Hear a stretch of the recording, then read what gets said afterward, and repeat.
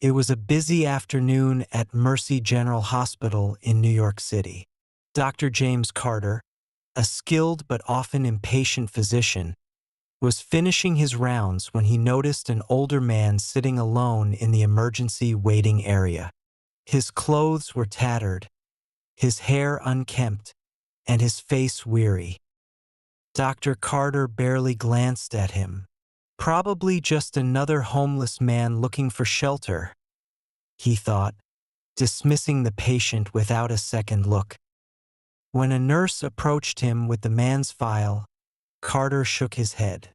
"We have more urgent cases. Let him wait."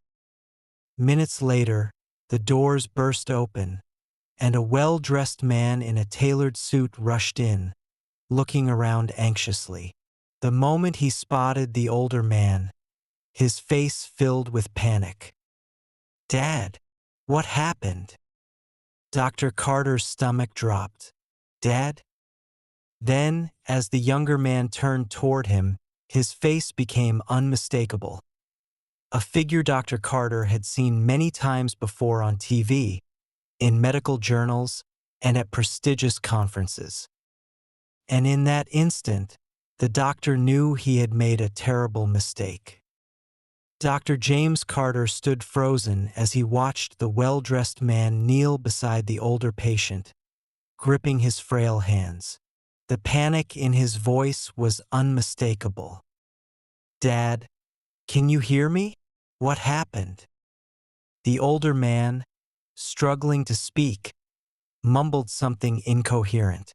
His face looked pale, his breathing was uneven. The signs were there: stroke, heart failure, or something just as serious. The younger man turned sharply toward Dr. Carter. "Why hasn't anyone helped him? He's clearly in distress." Dr. Carter felt his stomach twist. The man before him wasn't just another concerned relative. He was Dr. Benjamin Reeves, one of the most renowned neurosurgeons in the country. A Harvard graduate, a published expert, and a doctor whose medical breakthroughs had saved countless lives. And Dr. Carter had just ignored his father. The next few moments were chaotic. Nurses rushed in, a stretcher was brought over, and Mr. Thomas Reeves was quickly wheeled into the emergency room. Dr. Carter, now realizing his mistake, scrambled to assist. He checked the patient's vitals, gave instructions for scans and tests, and made sure everything was done as fast as possible. But it wasn't enough. He could feel the weight of Dr. Benjamin Reeves' stare, a mix of disappointment, anger, and disbelief. "You made him wait," Benjamin finally said, his voice cold. "He's having a stroke, and you left him sitting there." Carter swallowed hard. There was no excuse. As the medical team worked on stabilizing Mr. Reeves, Dr. Carter found himself outside the ICU, unable to shake the guilt. He had made an assumption that the man sitting in the waiting room, dressed in worn-out clothes, was unimportant. But when he overheard Benjamin talking to a nurse, he finally understood the full story. Thomas Reeves wasn't homeless. He was a retired firefighter. For over 30 years, he had run into burning buildings, saving lives without hesitation. After his wife passed away, he had become withdrawn, never caring about appearances or material things. People saw his worn-out clothes and rough hands and assumed he was just another nameless man on the streets. Dr. Carter had done the same. That night, after hours of reflection, Carter took a deep breath and approached Dr. Benjamin Reeves outside the ICU. "Dr. Reeves, I need to apologize. I misjudged your father. I should have seen the signs sooner." Benjamin studied him for a long moment before speaking. "You know, my father used to tell me something," he finally said.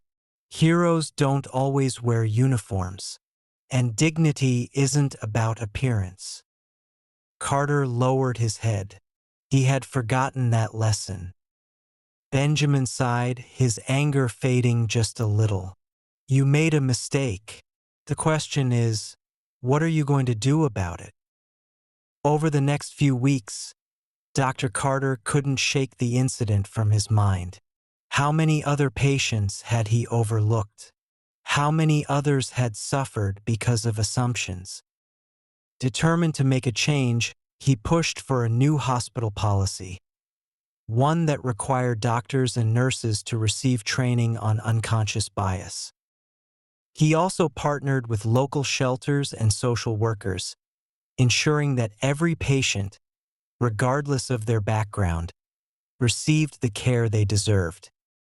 And though Thomas Reeves recovered, Dr. Carter knew the real lesson wasn't about one patient. It was about changing the way he saw people forever. Dr. James Carter sat in the hospital break room, staring at his untouched coffee. His hands were still shaking slightly, not from exhaustion, but from the weight of his mistake. Mr. Thomas Reeves was stable now, but the damage had already been done. Dr. Benjamin Reeves had barely spoken to him since their brief conversation outside the ICU. A part of Carter wanted to move on, to tell himself it was just another stressful day in the ER. But he couldn't. He had failed, not just as a doctor, but as a human being. The next afternoon, as Dr. Carter finished checking on another patient, he saw Dr. Benjamin Reeves standing outside his office. Carter braced himself. "Can we talk?" Benjamin asked. His voice wasn't cold this time, but it wasn't exactly warm either. Carter nodded. Of course. They stepped inside. Benjamin didn't sit down. Instead, he pulled out his phone and showed Carter a photo. It was Thomas Reeves, years younger, wearing a firefighter's uniform, holding a rescued child in his arms. "That was my father 30 years ago," Benjamin said. "He ran into a burning building when no one else would. That little girl, she had passed out from smoke inhalation. He saved her life." Carter exhaled. "I should have helped him right away. I'm sorry." Benjamin studied him. "I know you regret it, but this isn't just about my father. How many other people get ignored like that every day?" Carter didn't answer immediately. He thought about all the times he'd dismissed patients too quickly, especially those who didn't look important. Too many. Carter took a deep breath. "I don't want to be that kind of doctor anymore." Benjamin nodded slowly. "Then do something about it." That conversation stuck with Carter. Over the next few weeks, he started making small but meaningful changes, checking himself whenever he caught a bias creeping in, reminding his colleagues to do the same. But it wasn't enough. He needed to do more. One evening, after his shift, Carter found himself at a local homeless shelter's free medical clinic. He had never been there before. He hesitated at the entrance before stepping inside. A volunteer nurse greeted him. "Dr. Carter, right? We could use an extra set of hands." Carter nodded. "Tell me where to start." That night, as he treated patients, many who reminded him of Thomas Reeves, he realized something. He had spent so many years judging people at first glance, assuming he knew their stories. But now, for the first time, he was truly listening. And for him, this was only the beginning. Weeks passed since that fateful day in the ER, but Dr. James Carter couldn't shake the guilt. His brief visits to the homeless shelter's clinic had opened his eyes. There were so many people like Thomas Reeves, people who had been judged and overlooked because of their appearance. One evening, as Carter finished his shift at the shelter, he noticed a familiar figure sitting in the corner, a man in a worn-out coat, staring down at his hands. It was Thomas Reeves. Carter hesitated. After everything that had happened, would the man even want to see him? Still, he walked over. "Mr. Reeves." Thomas looked up, his gaze sharp but not unkind. "Doctor." Carter sat across from him. "I didn't expect to see you here." Thomas exhaled. "Didn't expect to be here myself. But I needed to see it." He glanced around the crowded room, where volunteers helped those in need. Places like this is where real healing starts. Carter nodded. He wanted to say something, but Thomas spoke first. "You know, I used to run into burning buildings without thinking twice." He gave a dry chuckle. "People called me a hero back then. But when I stopped wearing the uniform, they stopped seeing me." Carter swallowed. "I was one of those people." Thomas studied him for a long moment. Then, to Carter's surprise, he smiled. "Yeah, but you're trying to change. That counts for something." That night, Carter went home with a new sense of purpose. He had always believed being a doctor meant saving lives, but now he understood that it also meant seeing people for who they truly were, not just who they appeared to be. But this lesson wasn't just his to learn. The next morning, he walked into a staff meeting at Mercy General Hospital and did something unexpected. He shared his story, the mistake he made, the regret, the lesson. Silence filled the room. Some doctors looked uncomfortable. Others nodded. Finally, one of the younger interns spoke up. "I think we all need to hear this." And in that moment, Carter knew this was only the beginning. After Dr. James Carter shared his story at the staff meeting, the hospital administration took notice. A few senior doctors commended him for his honesty, but others were reluctant to acknowledge the issue. Later that day, the hospital director, Dr. Evelyn Parker, called him into her office. "James, what you said this morning, it took courage." She paused, choosing her words carefully. "Bias in patient care is real, but changing the culture of a hospital isn't easy." Carter nodded. "I know, but it needs to start somewhere." Dr. Parker leaned back. "What do you propose?" Carter had spent nights thinking about this. Mandatory sensitivity training for all medical staff. A program that reminds us to treat every patient with the same urgency, regardless of their appearance or background. Dr. Parker was silent for a moment, then said, "Write up a proposal. If you can get enough doctors to back it, I'll take it to the board." It wasn't a promise, but it was an opportunity. That evening, Carter found himself back at the homeless shelter's free clinic, working alongside volunteers. As he finished treating a patient, he spotted Thomas Reeves sitting in the same corner as before. This time, Carter didn't hesitate. He sat down beside him. "How are you feeling?" Carter asked. Thomas smirked. "Better than the last time I saw you in a hospital." Carter chuckled, then grew serious. "I'm trying to change things at the hospital, to make sure what happened to you doesn't happen to someone else." Thomas nodded slowly. "Good.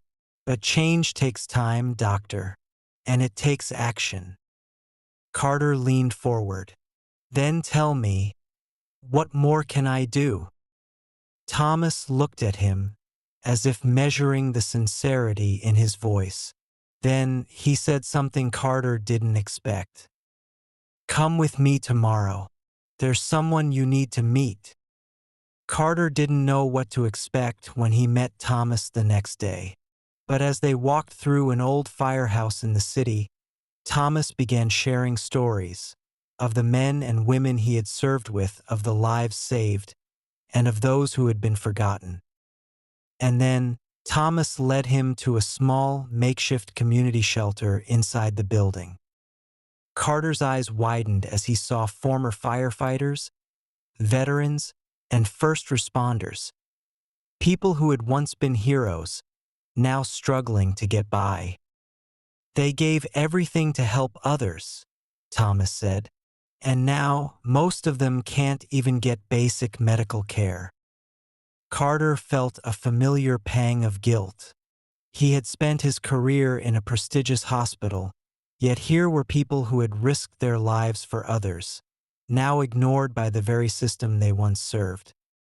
Thomas turned to him. You wanted to know what more you could do? Start here. Carter took a deep breath. He had begun this journey trying to correct a mistake. But now he realized this was bigger than just one patient. This was about changing the way medicine saw people. And for the first time, Carter knew he wasn't just looking for redemption. He was looking for purpose. Dr. James Carter stood in the middle of the old firehouse, surrounded by former firefighters, veterans, and first responders. Men and women who had once saved lives but were now struggling to survive. The reality hit him harder than he expected. These people dedicated their lives to helping others, Carter said, turning to Thomas Reeves. Why are they being left behind? Thomas sighed. Because once the uniform comes off, the world moves on. People don't see them anymore. Carter clenched his jaw. He had been part of that problem. But now he had a chance to change things. Over the next few weeks, Carter split his time between Mercy General Hospital and the firehouse shelter. He started offering free medical checkups to the retired first responders, many of whom hadn't seen a doctor in years. He also worked on his proposal for the hospital, a policy to address unconscious bias in patient care. With the help of Dr. Evelyn Parker, he gathered support from other doctors and nurses who had seen similar issues in the ER. Slowly, change was happening. But Carter knew that real change had to come from more than just one hospital. One evening, after finishing a late shift, Carter found Dr. Benjamin Reeves waiting for him outside his office. I heard what you've been doing, Benjamin said. With the shelter, with my father. Carter nodded. It's the least I can do. Benjamin studied him for a moment. Then, in a quieter voice, he asked, Why? Carter exhaled. Because I was wrong. And because I don't want to be that kind of doctor anymore. Benjamin gave a small nod. Then maybe you're becoming the doctor you were meant to be. Carter hesitated, then asked, How's your father? Benjamin's face softened, stronger, stubborn as ever. He smirked. He says you owe him another checkup, though. Carter chuckled. I'll make sure to do that. Months later, Carter stood before a crowded auditorium at a medical conference on patient advocacy. He had been invited to speak, something he never imagined would happen. As he looked at the audience, he thought about Thomas Reeves, about the firehouse shelter, about the countless patients he had once overlooked. Then he took a deep breath and began. I used to believe being a doctor meant treating illness. But I've learned it means something more. It means truly seeing people, not just their symptoms. As he spoke, he saw Benjamin Reeves sitting in the front row, and next to him, Thomas Reeves, healthier than before, nodding with quiet approval. Carter had started this journey with a mistake, but now he was ending it with a purpose.